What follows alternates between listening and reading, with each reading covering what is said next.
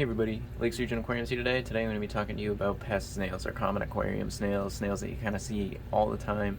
People ask me all the time if they're a pest or if they're beneficial to the aquariums, and my short answer is yes, they're very beneficial to your aquarium, but let me start with reasons they might show up in your aquarium. So a lot of times you're going to get freshwater snails from like live plants. If you just ordered some live plants online, you just got it from your local pet store, you put them in your tank. A few days or a week later, you start seeing little dots around your aquarium.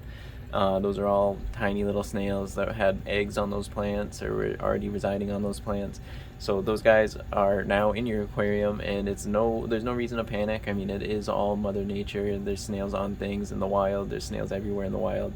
There are snails now in your aquarium, and they're going to be helping out in your ecosystem big time. Now, yeah, it's visually unappealing when there's like 500 of them just all over your glass and everything like that. That's no fun.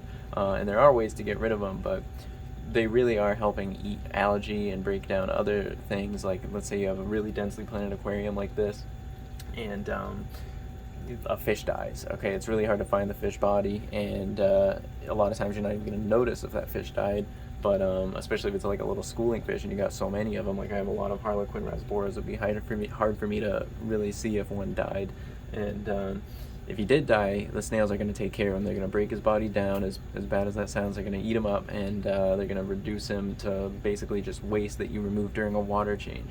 So that's really awesome too. Like, if you didn't have any snails in there to break him down, then you just have that body creating all that toxic ammonia and whatnot in the tank itself, and then that's no good for your aquarium water.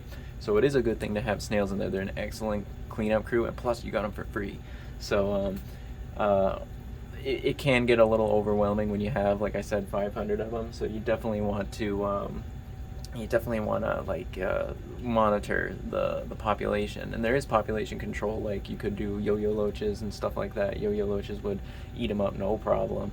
Other loaches are really good at eating their eggs, so you can kind of get them all under control before they even spawn. Another thing you can try is like, if you put a cucumber in there, leave it in there for like a couple hours, and it's like a magnet. They're all gonna just go to that thing, most of them anyway, and then you can remove the cucumber, and you can remove them in bulk that way. That's what I did in my aquarium, and it was like a big old magnet, and they all went to it, and it definitely reduced the population immensely. And after that, you can choose whatever you want to do with them. I picked to feed them to my big fish Meg, because she does eat snails.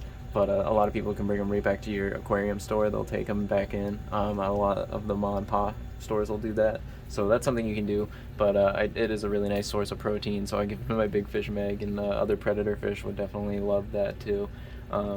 Now, I personally love them in my aquarium. I have many, and they definitely do a really good job cleaning up in your aquarium, so I really don't see a problem with them. So you guys can do with that information with whatever you want to do with it. I like them, so I'm going to keep them in my aquariums, but now you know a little bit more so about them.